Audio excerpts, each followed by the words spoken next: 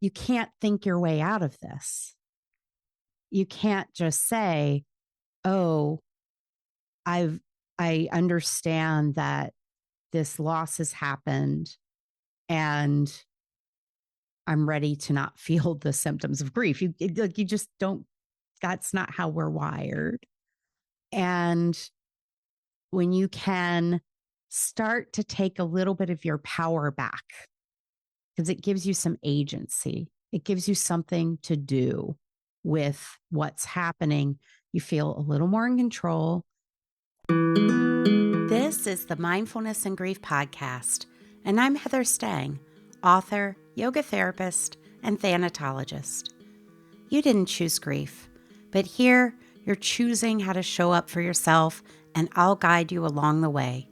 In each episode, you'll experience practical tools and sound advice to help you tend to your loss, honor your love, and rebuild a life where grief, hope, and meaning can coexist.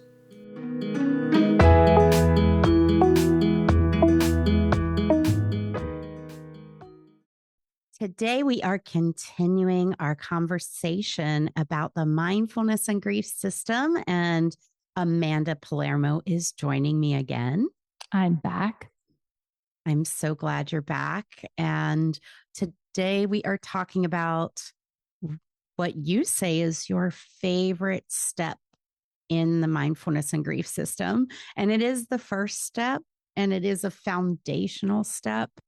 And I want to start it off for those of you who are listening. If you are in really early grief, or you are further down the road but are experiencing a grief wave, this is the step for you, because it is designed to help calm our nervous system and soothe us. So I thought we could start this off maybe by you and I thinking back to one of our losses and remembering what it was like in the body, the mind, the heart. Do you want to start, Amanda? Yes, I was thinking about this in preparation for this episode. I remember feeling a lot of shock, even though I knew that my mom was going to die because she was in hospice. She had been sick for a really, really long time. And I knew that she was going to pass. But when it happened, it was still a shock. I was very numb. And then something that I didn't realize, because I think there's a part of my brain that did block out because I was numb. I don't remember a lot around that time period. But I do remember having a lot of brain fog. I was very forgetful. Like dates, I can't remember like dates, like even sometimes the year. Like I at one point forgot like what year she passed. Like that year is just a hole, a black hole. And I remember also feeling like I had a lot of difficulty concentrating on tasks, but particularly like reading books. Like I love to read, I'm a big reader. And I couldn't even sit down to read a book. Like I had a very hard time concentrating.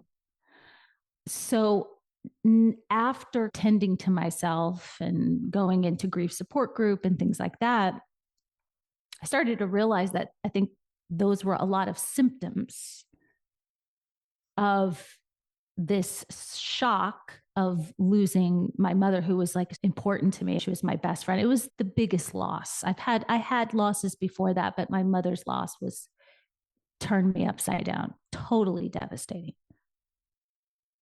That brain fog and cognitive struggle, it's not something people expect. And a lot of times you'll feel like you are losing your mind. And so we often say you're not going crazy, you're grieving. And this is what the grieving brain does, because it's trying to figure out what happened. And you have the emotional piece too, where you have the stories of the fear and the anxiety. But sometimes that doesn't even come right away, though. Like you said, there's that shock and numbness that many people, not everybody, but many people feel, whether the loss was expected or not. And I think that you mentioned is also surprising to people after a life-limiting illness, working with hospice. You are cognitively aware that this will happen, but there's so much going on in your subconscious mind, in your attachment system that you aren't aware of. And it takes us a lot of energy to make sense of it all. And I don't mean make sense, come to terms with it, but just to even understand that this has happened. There can be a delay. Thinking back to our last conversation about the 4 tasks of mourning and William Worden's work, and how the first task is accepting the reality of the loss. Many of us have those few days or weeks where you expect them to call, you expect them to come through the door. With the losses I've experienced, that has always been the case. And in mine that we'll pick for today, I know we were working with my stepfather's death last conversation. I'm going to continue with that because I think his loss, because his death happened while I was getting my master's in thanatology. So I had so much awareness around grief, and I'd had many other major losses throughout my life, but there was so much awareness with his. And he died suddenly and unexpectedly after surgery, which was shocking. And just to hold our two stories side by side, very different circumstances, but that same numbness and cognitive confusion and struggle.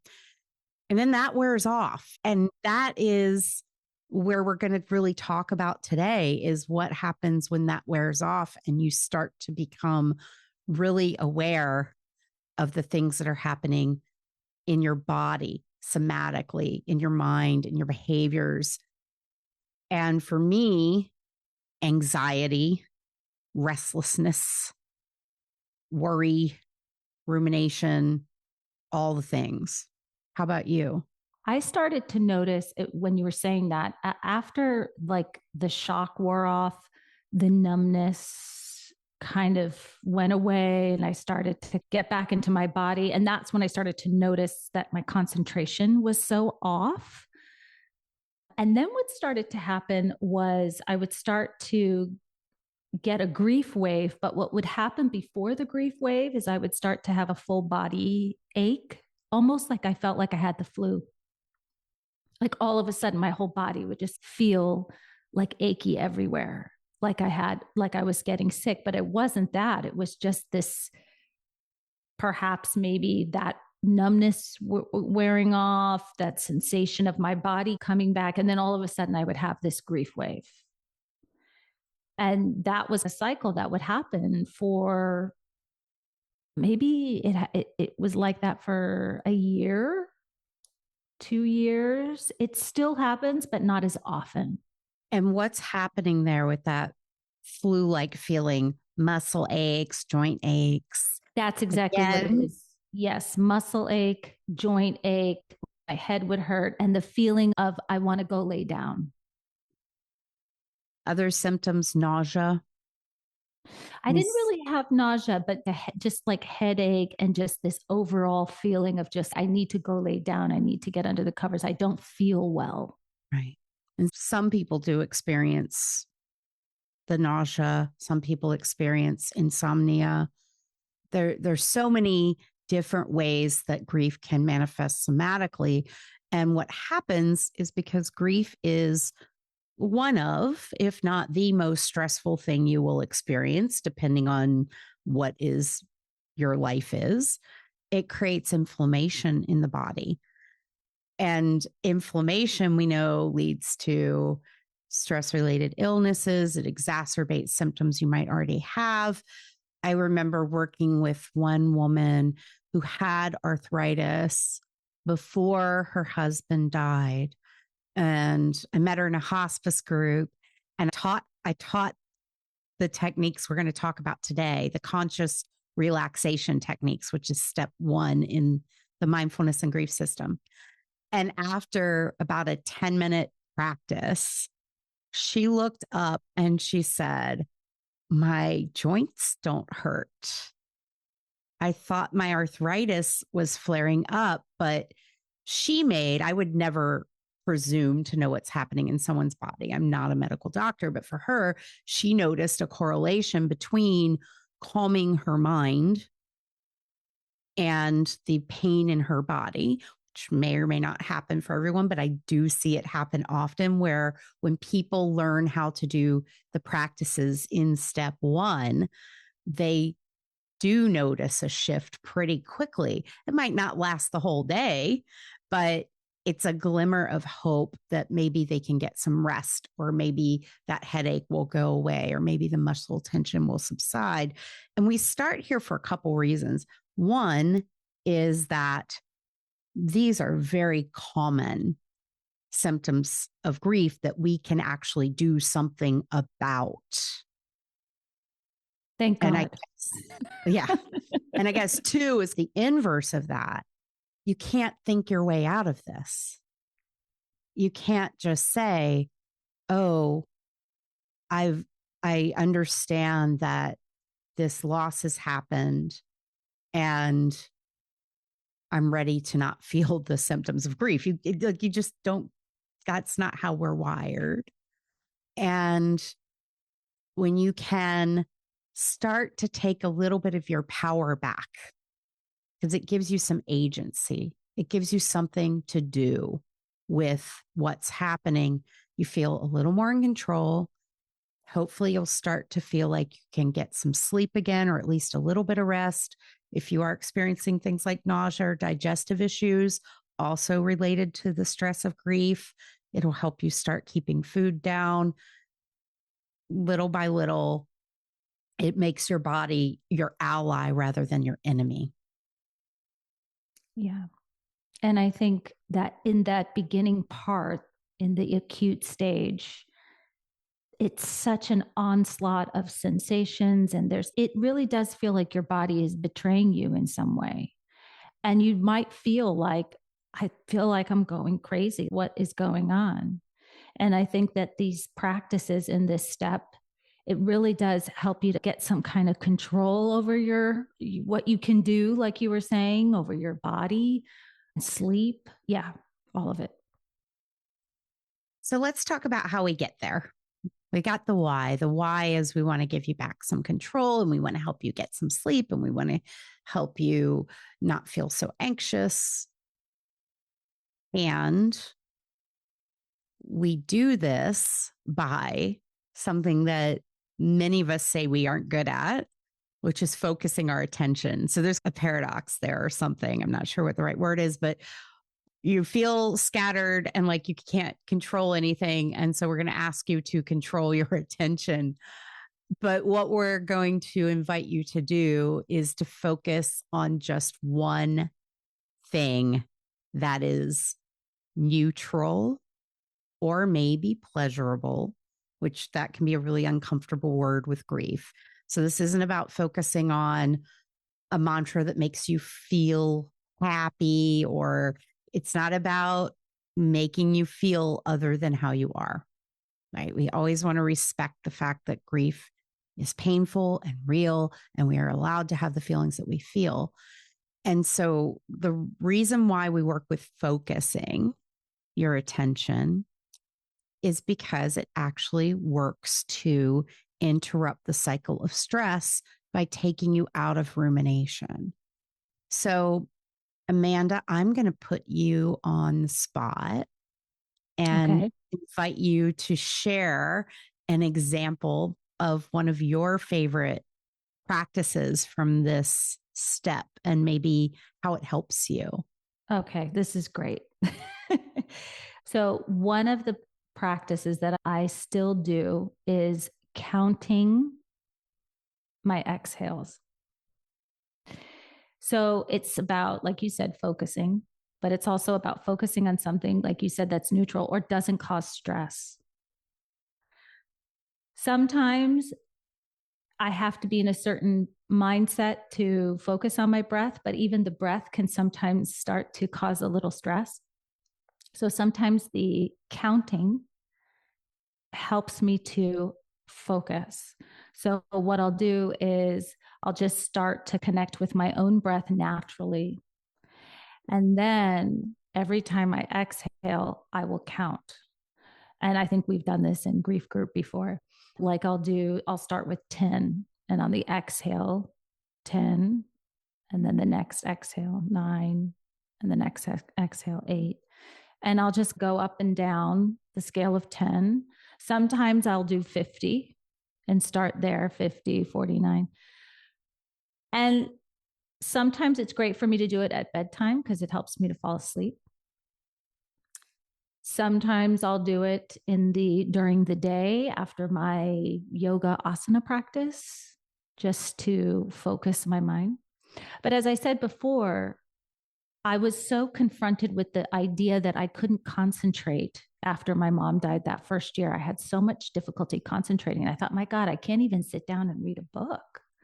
Like, I love reading. It was very shocking to me.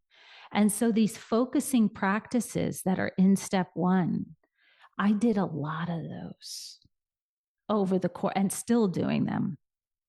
And I did notice that this past Christmas was the first time that I was actually able to sit down, read a book, and finish it. And this is 3 years later. So it didn't happen overnight.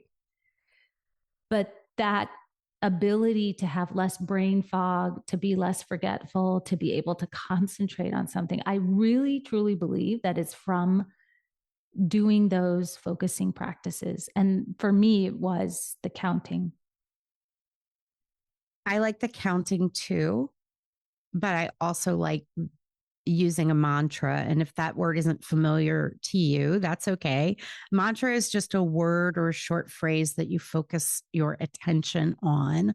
And it comes out of the Hindu tradition and transcendental meditation, and it's used in Buddhism, and you can find it in Christian. You can find it in all religions are going to have something like this. And you can use it in a secular way as well, because the research that Dr. Herbert Benson did back in the 60s that I love to go into detail about, and we'll probably touch on it a little bit later. His research showed that the word you focus on can really be anything as long as it's neutral or pleasurable. It can't be negative. And so we do recommend not using names of the person who died or really even anyone, because that makes you think.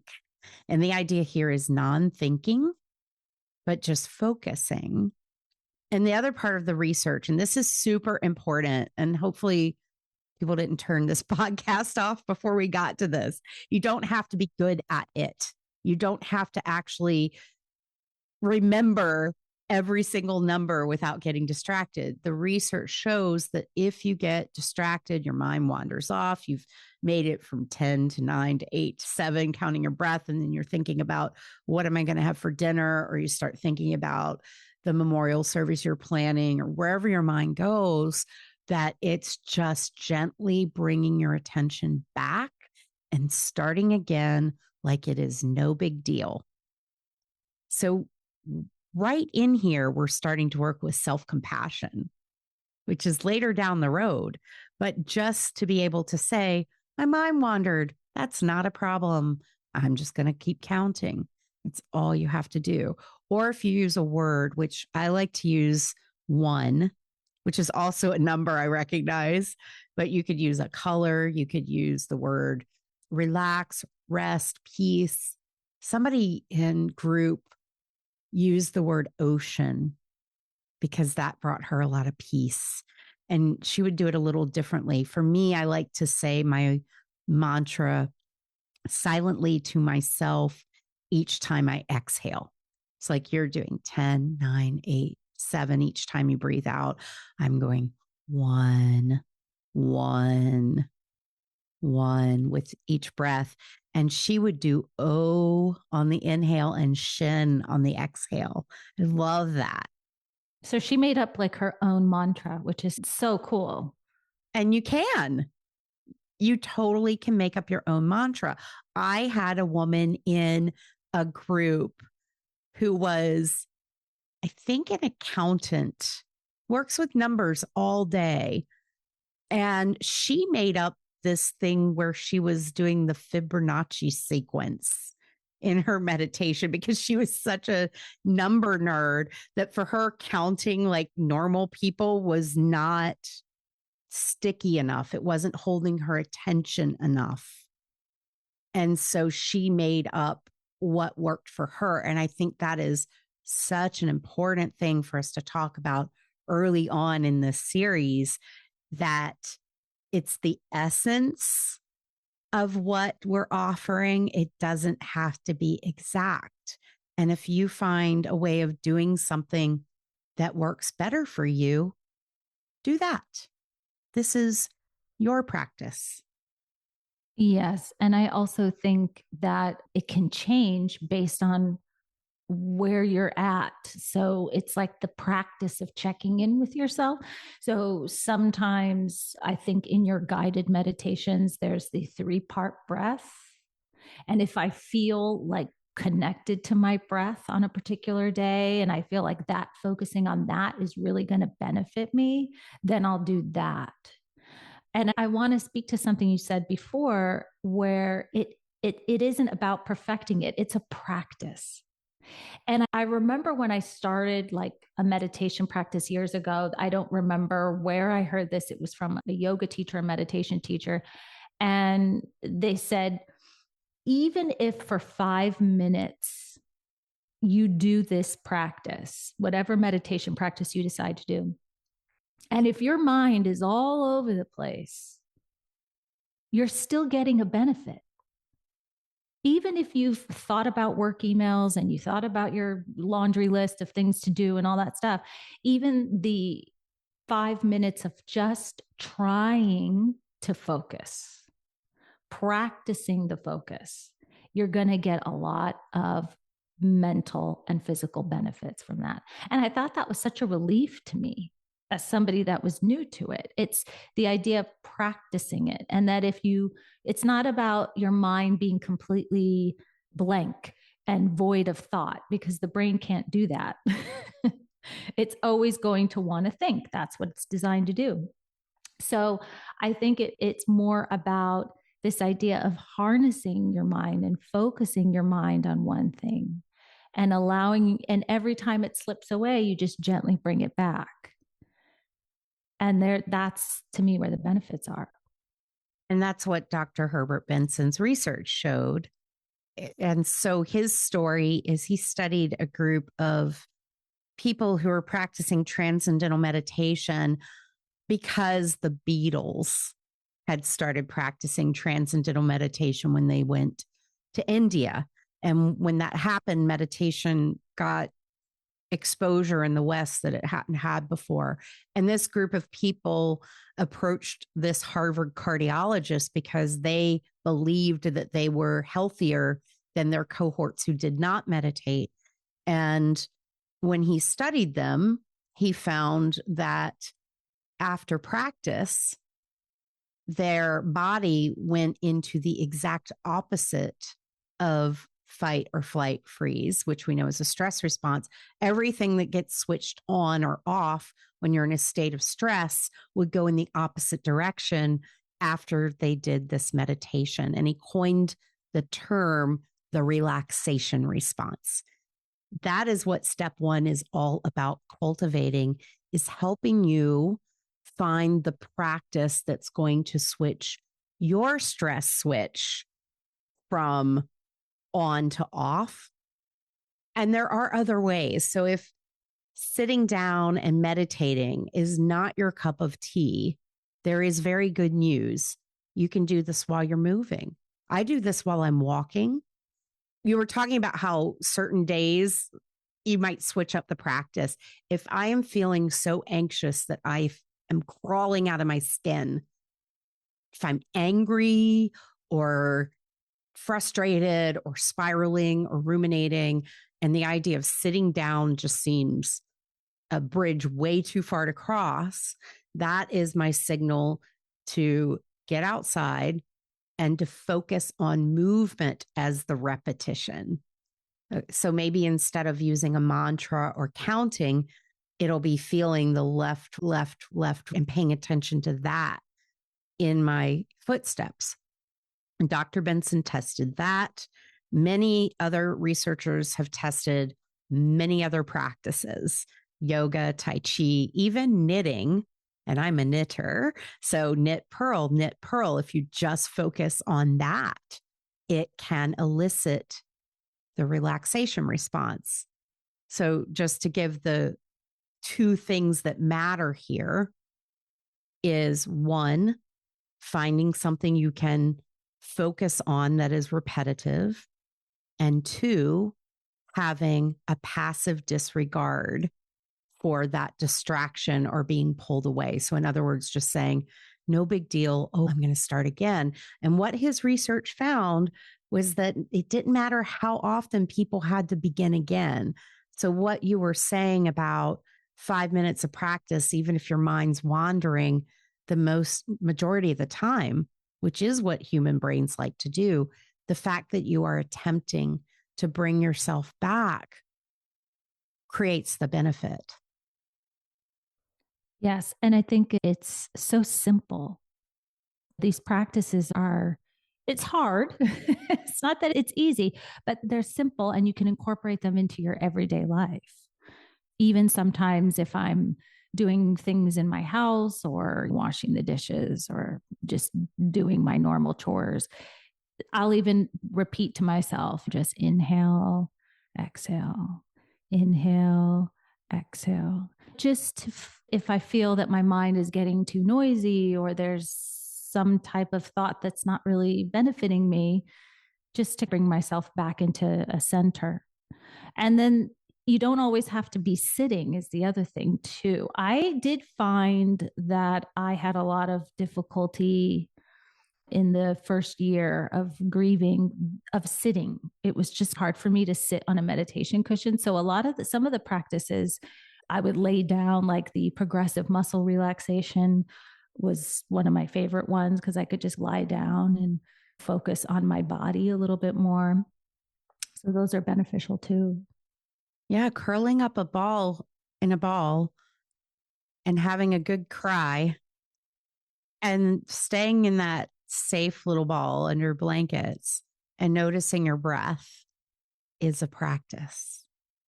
Showing up for yourself in that way is a practice. It doesn't have to look like the cover of Yoga Journal or a meditation magazine. Grief is messy. It's sloppy. It's ugly crying for me anyway. So don't worry about posture here. Just take care of you. And it can be movement and it can be lying down. It can be sitting. It can be standing. Listen to your body. And again, that is back to that, what I said earlier about this is where self-compassion begins, is you're showing up for yourself and you're giving yourself something that is going to nourish you during this incredibly difficult time. And it doesn't have to look like focusing practice either in the way you and I've just talked about it. It can be listening to music. It could be listening to the rain outside. It could be listening to your dog breathe, which is one of my bedtime practices sometimes. If she's curled up next to me and just focusing on her breath, that makes me feel connected to her, but it also focuses my attention so I'm not thinking about the day. So you can find your way. Oh, it just made me think of visual practices, gazing at flowers, gazing at a candle, smelling, aromatherapy, incense. I was also thinking of tactile Having the comfort blanket felt so good to me, like a special blanket that I would always put on top of my lap that just made me feel comforted. Or having a cup of tea in my hands, really also sipping something warm, also is very meditating on that feeling of having the blanket on you, or my dogs on me, on my lap, their weight on me, like a weighted blanket. That feels really, and just feeling like meditating on the feeling of their weight on my lap and their fur. Yeah, the sound of them snoring is also, believe it or not, pretty meditative for me. We just went through senses, didn't we? Sight, smell, sound, taste, touch. So you find which sensory experience is more pleasurable for you or is easier to focus on and find something that works for you there. And maybe this is a good time to bridge us into a topic that you had suggested we address this week, which is the sleep sanctuary, because part of the mindfulness and grief system are what we would call informal practices or practical practices that go beyond just meditation or movement, but into being mindful of your space, your interactions with other humans, the food you put into your body. One of the most important practices for people who have lost a partner or a spouse, if they share a bedroom with someone, and even if you didn't share a bedroom with someone, is visiting your bedroom with a fresh perspective and making some wise choices to help you get better sleep. Because sleep is, I won't say it happens to everybody, but most people have some sort of sleep disruption after grief. So share what worked for you with the sleep sanctuary. I think creating like a ritual with like a repetition, a ritual that I would do every night. I think you talked about it in step one. I think there's a video about creating a sleep sanctuary, but for me, it's like I have to prepare. So that means maybe a few hours, even a few hours before bedtime, I take a bath. So there's like a preparation to the actual closing my eyes and going to sleep. So I take a bath with some magnesium salts or Epsom salts.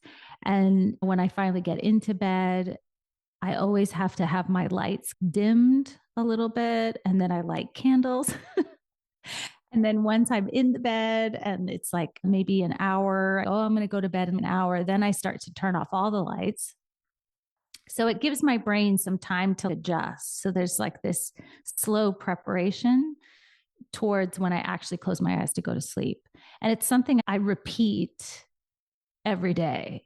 So for me, it's more about creating a ritual that's done. And I'm not just getting into bed and then right away going to sleep. There's a preparation of going to sleep.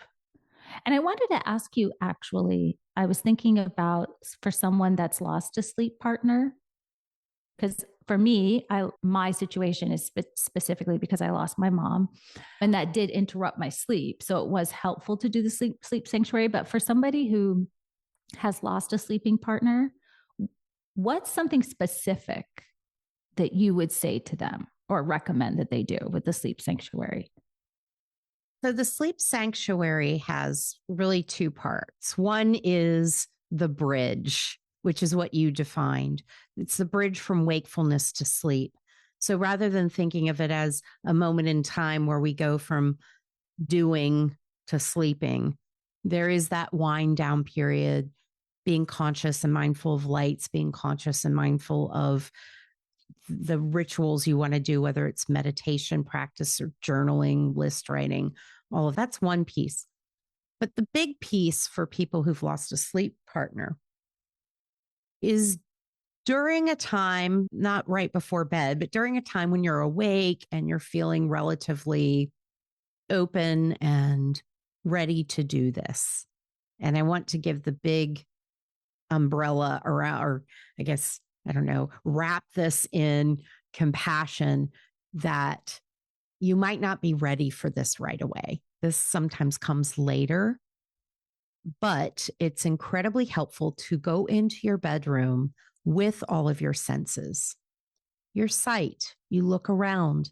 What in this room brings you comfort and what brings you distress?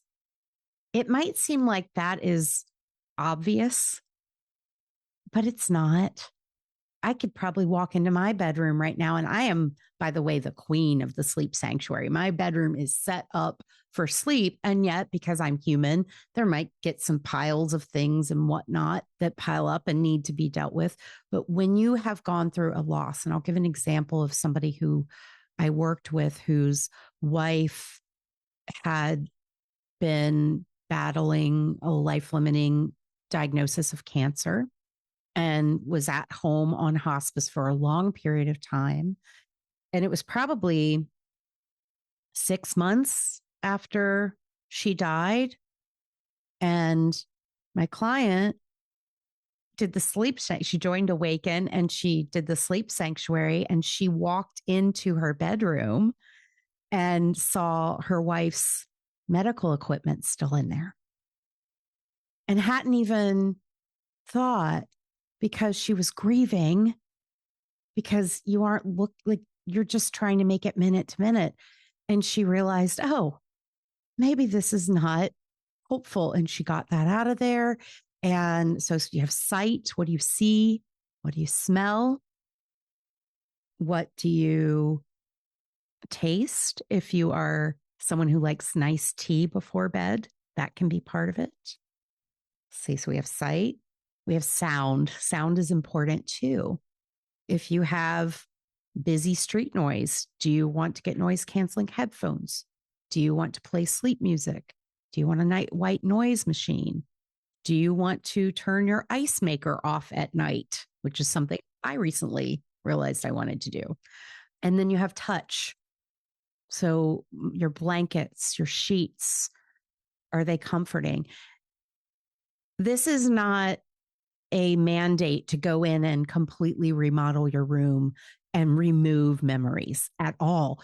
When this client sent me a picture of her bedroom afterwards, it was beautiful. She had a wall of photos of her and her wife that she had added that weren't there before. She had this beautiful cutout wooden art piece that said love. And so it became a reimagined space for her to stay connected to her wife, but where she felt peaceful. She had agency, back to that taking control, gave her something to do. I've had people do things as simple as, maybe not so simple, as wash curtains because the curtains had some smell in it. Or some people have painted rooms. Some people have gone and bought a fuzzy blanket. Like, again, it is your choice. But the idea is you're bringing that mindful awareness through your senses: sight, sound, smell, taste, touch. And then you look at, how do I think and feel in this space? And that is one of the most helpful things people can do if they've lost a sleep partner. I think that is amazing. And when you talked about the medical equipment in the room, it gave me a memory that I forgot. See what happens. You forget things, but because my mom was in hospice and she was so sick, she had cancer. And when you are, it was at home in our house. So there was in her room, obviously, the bed and the medical equipment. And after the person passes, after she died and they took her, and I remember going in there and there was just all of this medical equipment and this bed, the hospital bed. And you forget like that, the smell of it, because it does have a smell. Seeing it, the whole room had like it just like a sick, because she was sick. So it felt like sickness. And I remember thinking immediately, I have to get rid of all of this. I don't know if I can continue to live with all of this. So that I never thought of that outside my own experience. not that I don't know that other people go through that, but to hear that, was very helpful to hear that. And it does need to happen in your own time.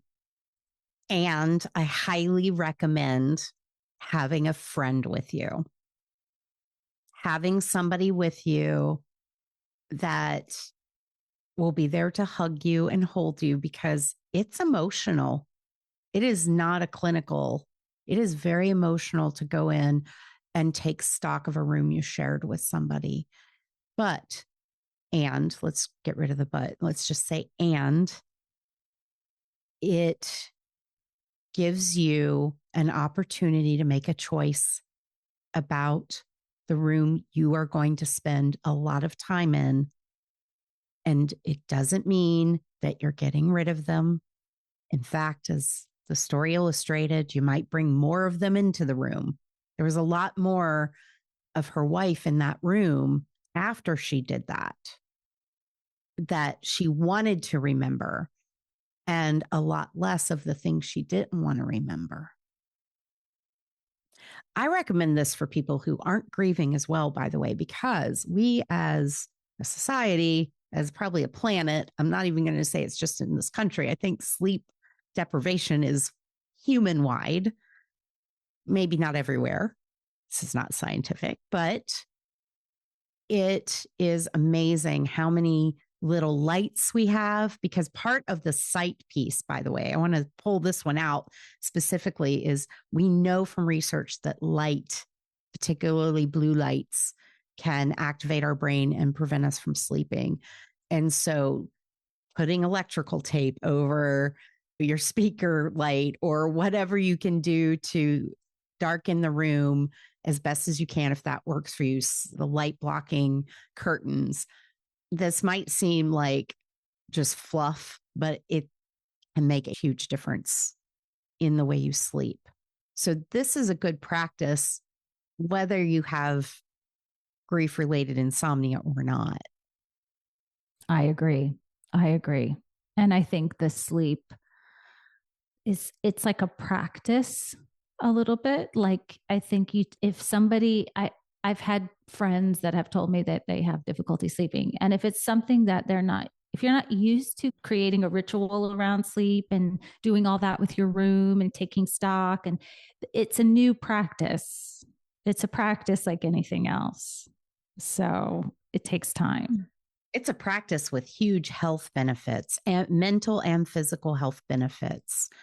So this can be your opportunity to not only tend to yourself in grief, but to help yourself for the rest of your life, which I think all the steps do. They all apply to everything. But because we have been forced into this very painful season of our lives, and we know that the grief is going to rise and fade and rise and fade throughout our life. It's not going to completely go away 100%, nor are we going to be free of other stressors in our life. This is an opportunity to learn some skills in terms of self-care and coping, living a mindful lifestyle that starts now while you're grieving, but benefits future you as well. And I also think one more thing that came to mind when you were saying that is sometimes, because there's such great journal prompts also in step 1 that you give. And sometimes before bed, what helps me to fall asleep also and prepare me for sleep is I will write down, I'll make a list of everything that I have to do the next day. Because what happens to me is I will lay there and go, oh, don't forget to do that. Oh, don't forget about this, or don't. And then I'm having difficulty falling asleep because I'm thinking about the list. So if I get it out on paper or wherever, and I write it down and I go, okay, I don't have to even think about it because tomorrow I'll just look at my list. It's all there. Or sometimes a little journaling before bed too. Like I got to get this out, this feeling, this thought, whatever, a little journaling before bed so that it's like out of my mind.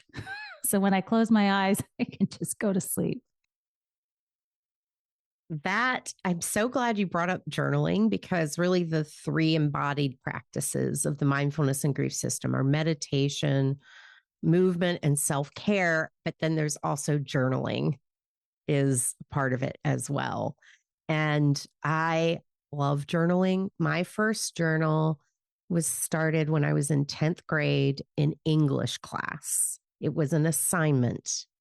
Ew, homework. Although I loved English. Hello, I'm a writer.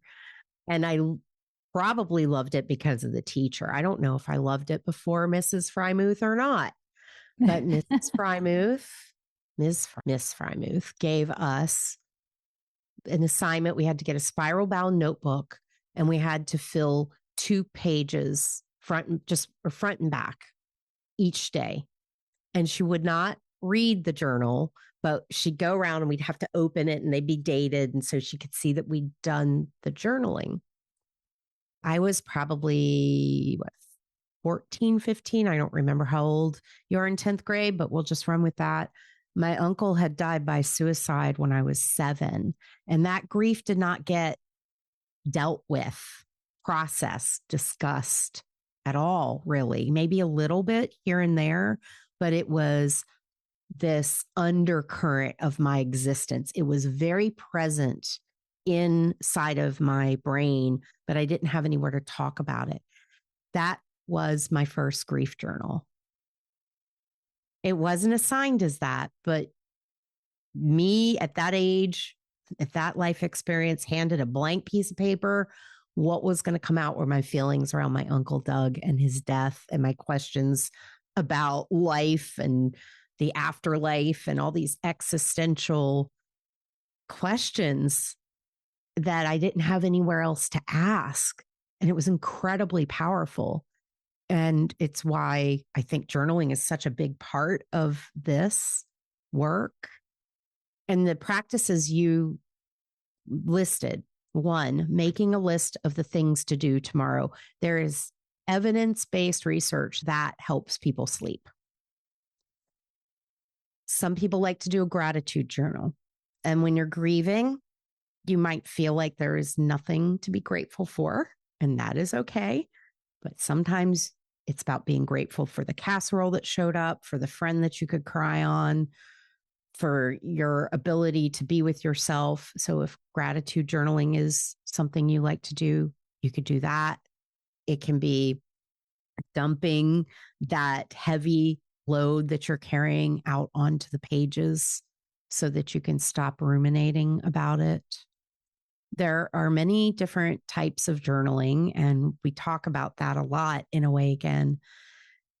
One of the researchers that I look to is thanatologist and colleague Wendy Lichtenthal, who did research on journaling prompts, writing prompts versus free writing after a loss. She worked with, I believe it was parents at Sloan Kettering. I hope that's accurate. And they found that writing prompts that directed the writer towards meaning reconstruction and processing the loss was much more helpful than just free writing. So if you're somebody who hates journaling because a blank page is very intimidating, so that's why a lot of people don't journal. What do I even write? Then know that there are writing prompts out there. My book, From Grief to Peace, is full of them. It's all the writing prompts from the 8 steps. And that you could also create your own writing prompts as well. So I'm going to give a writing prompt for each of these. Let's do that. Yay. I think that's such a great idea. I also want to point out that journaling is also a practice, and it's also can be a focusing practice. So we're talking about focusing practices. So when you're journaling, you're honing in on the journal prompt if you're using prompts. So yeah, I think that's a great idea. So give us our first prompt. Oh, I'm going to give two because you just made me think of something. As a focusing practice, we talked about neutral. Your focusing practice could be picking an object in the room and describing it. There is nothing in there that asks you to go in an emotional direction unless you pick something that evokes emotion, but you could pick your coffee mug, you could pick your computer mouse because that's what's right there, and you just describe it, and that's it. Don't take long doing this, by the way. If you are not somebody who journals regularly and you're new to it, set a timer for 3 minutes and then be done with it. Unless you decide you like it and want to keep going, then you keep going. But let's not put this huge time limit on something when you're grieving. So a little bit can help. So there's a focusing practice. Pick an object in the room, describe it for 3 minutes. The other one that I really like from step 1 is giving your body a voice. So the prompt is, I am your body, and this is what I want to say to you. Something like that. And you can do this in letter form. Dear Heather, I appreciate that you gave me some delicious coffee this morning, but maybe tomorrow, let's stop with 1 cup. Dear Heather, I'm feeling this pain in my lower back, and I'm wondering if maybe you could do a little bit more stretching. And please know that I'm not trying to make you hurt. I'm just responding to the situation. There was my vocal journaling for the moment. It can be anything, but it's really powerful to listen to your body in that way. And it is very aligned with step 1, conscious relaxation, because this is all about tending to the physiological reaction of loss and the somatic symptoms. For me, the journaling was so hard in the beginning. I really had a hard time with it. And I remember doing only 3 minutes, and that was helpful because I felt like I had to work up to a longer period of time. And I think those specific questions, those journal prompts, they really get to the heart of what's going on. So when I just kept practicing it, because it's a practice, and I was like, okay, I'm not really like, journaling's not my thing, but I'm really going to practice this. I'm going to try it. And it really brought up a lot of stuff for me, and in a good way. In a good way. There's a saying that the issues are in the tissues, right? That gets spoken a lot in trauma centered work.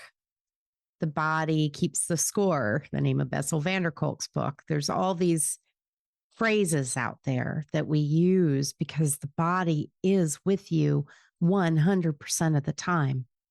And sometimes we are aware of it, and sometimes we are completely detached from it, but it is still there, and it is still experiencing the stress and the yearning and the heartache and the love and the joy and all the things you experience.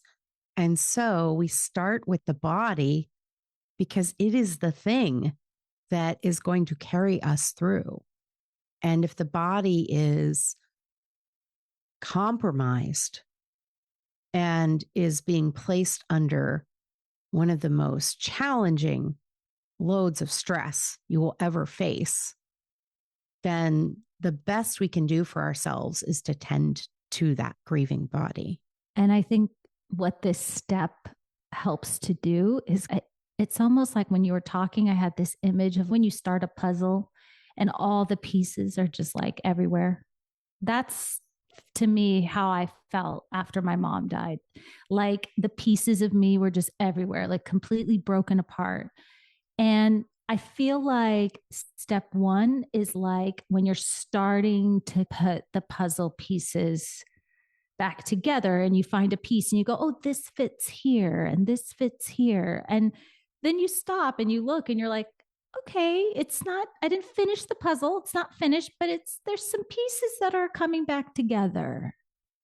And that's like how the first step is what it's helping you to do is get your brain and your body to try to come back together. It's not going to happen overnight, but it starts to happen.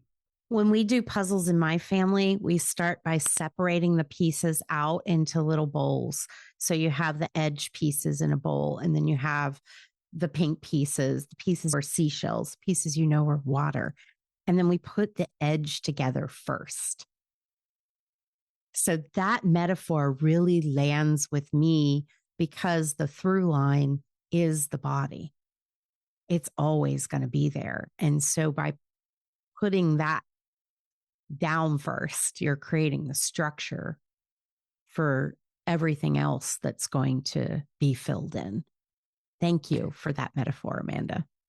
Yeah. And in yoga, it's the same idea is we start with the body first.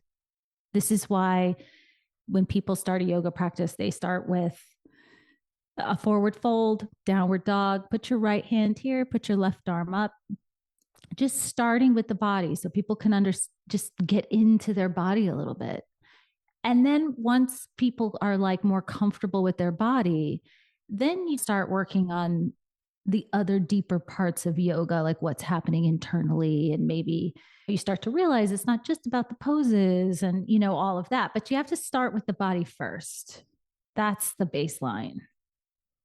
Yeah. In early grief, you're not ready to make sense of the relationship and what this means right away. You might be thinking that, but it's so overwhelming and so hard in those early days. So wrap yourself in a blanket and take care of your body, whatever that looks like for you, as best as you're able. And that is a good first step. Yes. And to close this out, I think one of the most important parts of step 1 and all the steps is it doesn't mean that when you go into step 2, you're done with it. This I think of as the home base that you return to anytime you feel overwhelmed, anytime you feel like, I just don't want to go there, or I don't feel like I can think about that.